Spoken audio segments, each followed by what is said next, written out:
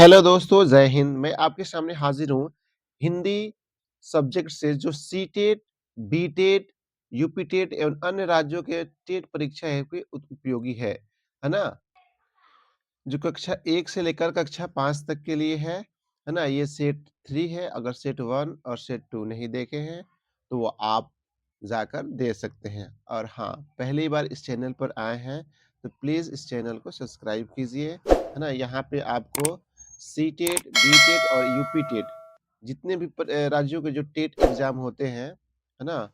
उसका MCQ question आपको देखने के लिए मिलेगा। तो क्वेश्चन नंबर 1, शुद्ध उच्चारण करने वाले व्यक्ति के संपर्क में रहने से क्या लाभ होता है? ऑप्शन ए, उच्चारण अशुद्धता होती है।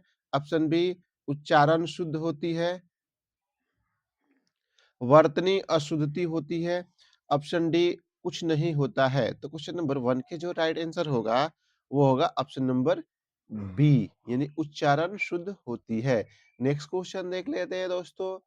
क्वेश्चन नंबर 2 कह रहा है कि भाषा और शिक्षण के क्षेत्र में कौन-कौन सी समस्याएँ आती हैं?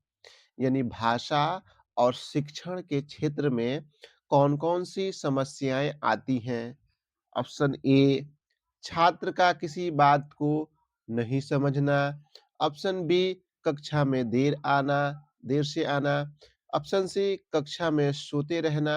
ऑप्शन डी, उपरोक्त सभी।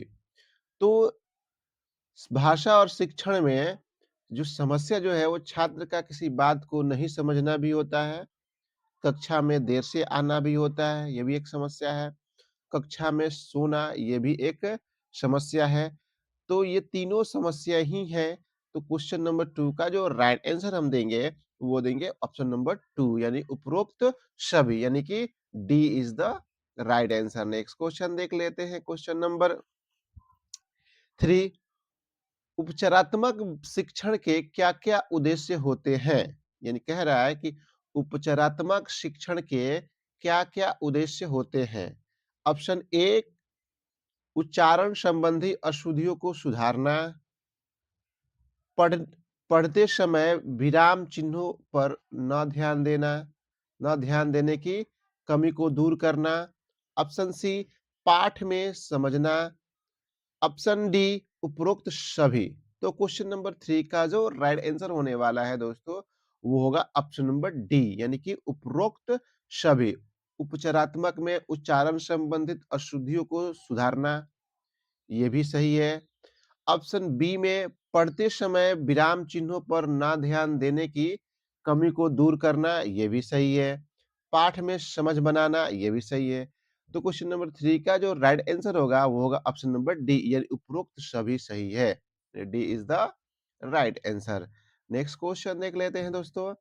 नेक्स्ट क्वेश्चन है आपका, प्राणी, व्यक्ति, वस्तु, स्थान या भाव को क्या कहते हैं?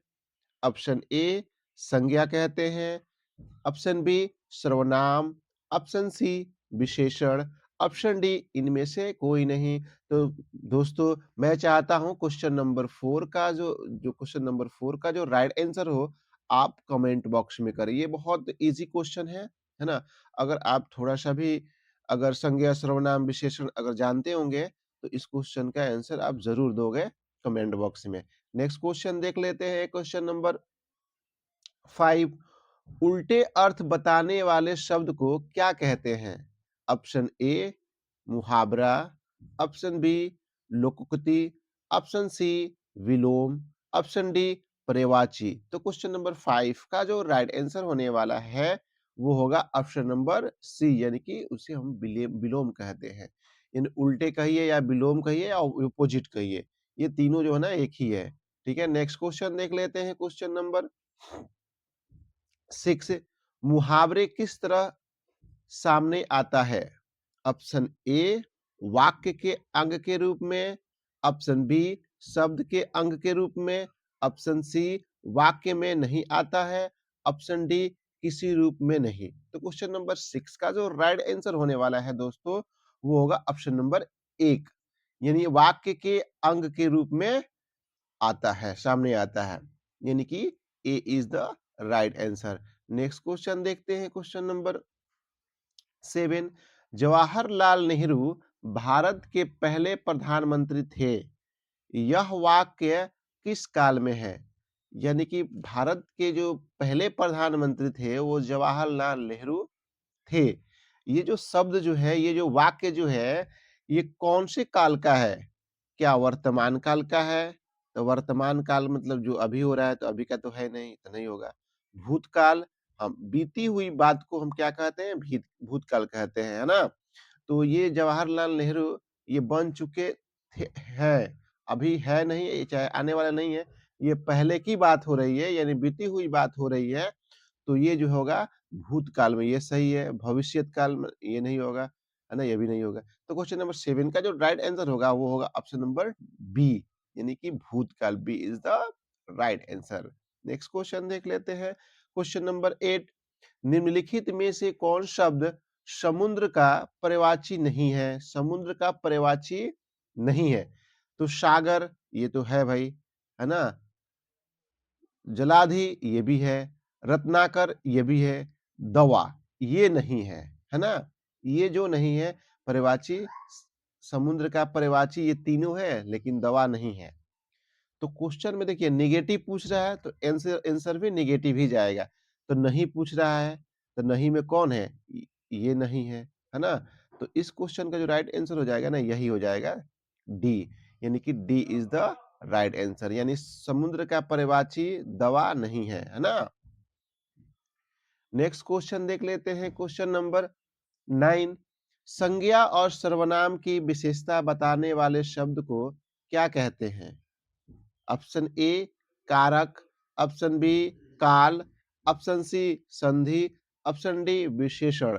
संज्ञा और सर्वनाम की जो विशेषता बताता है उसे हम कहते हैं विशेषण, यानी कि इस क्वेश्चन का जो राइट आंसर होगा वो होगा ऑप्शन नंबर डी, यानी कि D is the right answer. Next question देख लेते हैं।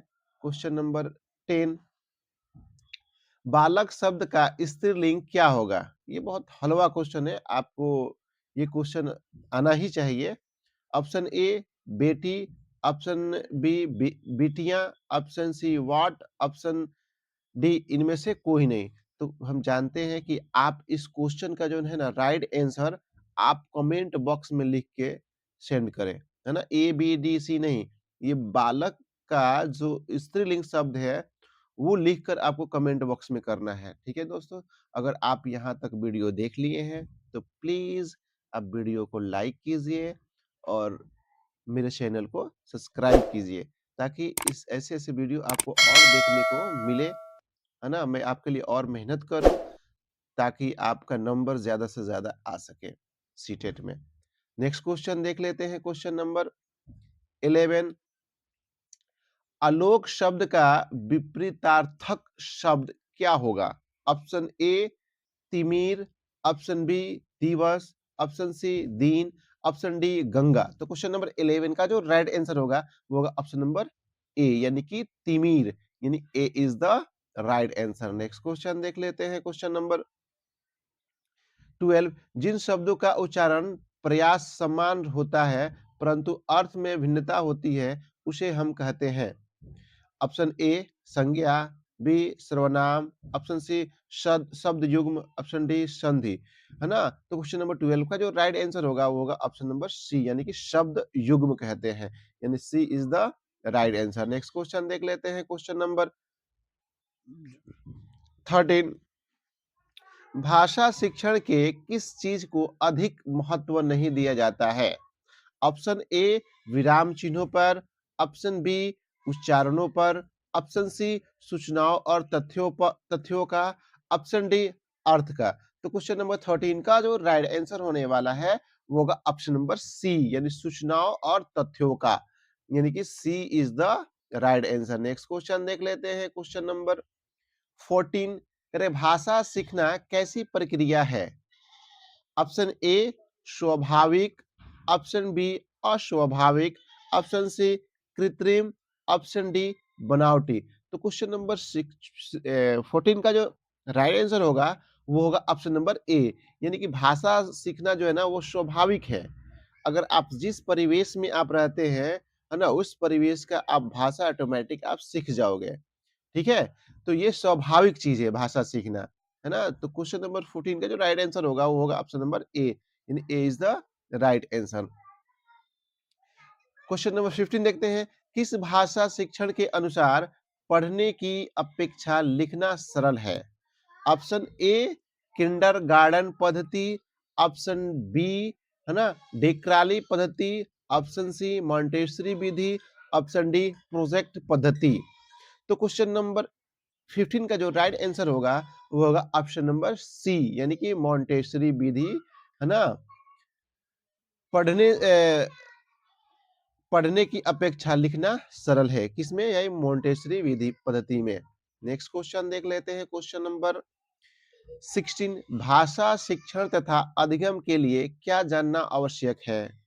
ऑप्शन ए भूगोल, ऑप्शन बी इतिहास, ऑप्शन सी अर्थशास्त्र, ऑप्शन डी व्याकरण। तो भाषा शिक्षण अधिगम के लिए आवश्यक जो चीजें है ना, ये भूगोल तो हो नहीं सकता है, इतिहास तो हो नहीं सकता है, अर्थशास्त्र भी नहीं हो सकता है, यहाँ व्याकरण हो सकता है, यानी कि इस क्वेश्चन का जो राइट आंसर होगा वो होगा ऑप्शन नंबर डी, यानी कि D is the right answer. Next question देख लेते हैं दोस्तों, क्वेश्चन नंबर 17, व्याकरण शिक्षण के अधिगम प्रणाली में पहले क्या आता है? ऑप्शन ए पहले उदाहरण दिया जाता है, ऑप्शन बी सिर्फ उदाहरण दिया जाता है, ऑप्शन सी पहले नियम बताया जाता है, ऑप्शन डी इसमें से कोई नहीं। तो हम जानते हैं कि निगमन विधि जो है ना, निगमन विधि में पहले नियम की तरफ जाया जाता है, उसके बाद उदाहरण की तरफ जाया जाता है। और आगमन विधि में क्या होता है, पहले हम उदाहरण देते हैं, उसके बाद से हम नियम की तरफ जाते हैं। तो यहाँ पे निगमन पूछ रहा है, तो नियम, तो पहले हम नियम की तरफ जाएँगे, उसके बाद उदाहरण देंगे। तो क्वेश्चन नंबर 17 का जो राइट आंसर होगा वो होगा option number C. C is the right answer. Next question देख लेते हैं, क्वेश्चन नंबर 18, आधुनिक शिक्षा में शिक्षण उपासना की कैसी भूमिका है? ऑप्शन ए सार्थक, ऑप्शन बी निरर्थक, ऑप्शन सी बेकार, ऑप्शन डी नकारात्मक। तो क्वेश्चन नंबर 18 का जो राइट आंसर होगा दोस्तों वो होगा ऑप्शन नंबर ए, यानी कि सार्थक भूमिका है, यानी A is the right answer. Next question देख लेते हैं, एंड सेकेंड लास्ट क्वेश्चन है, भाषा अधिगम के लिए शिक्षार्थियों में त्रुटियां क्यों होती हैं? ऑप्शन ए सपनों के कारण, ऑप्शन बी अज्ञात कारणों से, ऑप्शन सी अभिप्रेरणा के अभाव के कारण, ऑप्शन डी इनमें से कोई नहीं। तो क्वेश्चन नंबर 19 का जो राइट आंसर होने वाला है दोस्तों वो होगा ऑप्शन नंबर सी, यानी अभिप्रेरणा के अभाव के कारण जो होता है ना वो शिक्षार्थियों में त्रुटियां होती है। नेक्स्ट क्वेश्चन देख लेते हैं, question number 20 and last question, भाषा का ज्ञान किस तरह प्रारंभ होता है? ऑप्शन ए सपनों में, ऑप्शन बी गर्भ में, ऑप्शन सी ए और बी दोनों में, ऑप्शन डी इनमें से कोई नहीं। तो क्वेश्चन नंबर 20 का जो राइट आंसर होगा दोस्तों वो होगा ऑप्शन नंबर डी, यानी कि इनमें से कोई नहीं। दोस्तों अगर आप यहाँ तक वीडियो देखे हैं तो वीडियो को लाइक कीजिए और प्लीज मेरे चैनल को एक बार सब्सक्राइब भी कर दीजिए। Thank you. Thank you watching my video. Thank you.